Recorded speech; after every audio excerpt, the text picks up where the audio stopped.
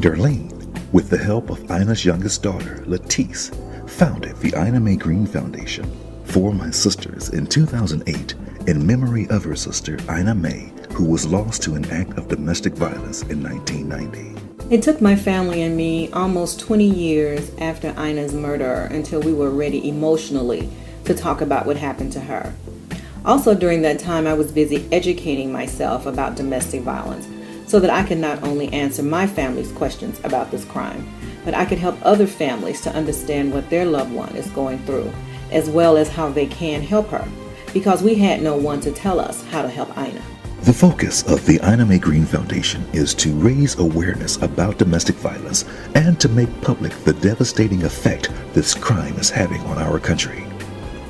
In addition to speaking about domestic violence in the community, the Ina Mae Greene Foundation also provides community support programs like Hope is Beautiful, Man Up, and their transportation program where victims of domestic violence living in women's shelters are provided with gas cards and bus passes that assist them with transportation to and from work or help them when they are looking for work or alternative housing. The foundation distributes a variety of information on teen dating violence awareness, domestic violence awareness, a list of red flags and warnings to help women know what to look for when dating, safety plan workbooks for teens and college students, as well as information for safety in the workplace. Darlene has written 2 books on the issues surrounding victims of relationship violence. Her first book, When You Live in Fear, is a book of recourses and safety planning for anyone who finds themselves in an abusive relationship. The second book, Blood Relatives, Breaking the Cycle, Breaking the Silence, is a memoir that tells the stories of Darlene's cousin Maggie, Aunt Minnie, and her sister Ina Mae. The book speaks not only about the tragic deaths of her family members, but also offers information as well as resources for women who need encouragement to leave an unhealthy or potentially deadly relationship, along with a little straight-up girl talk about making smart relationship choices.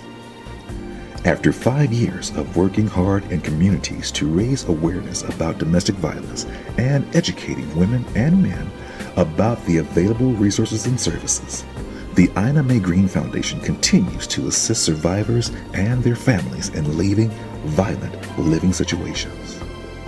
Darlene says, "This is just the beginning." We have come a long way in a very short time, but there is so much more work to do.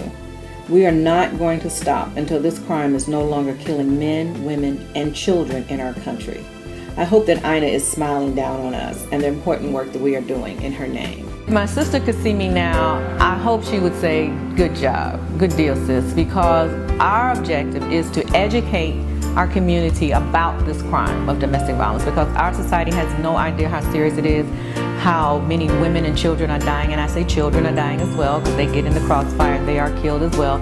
They have no idea how serious it's an epidemic in our country.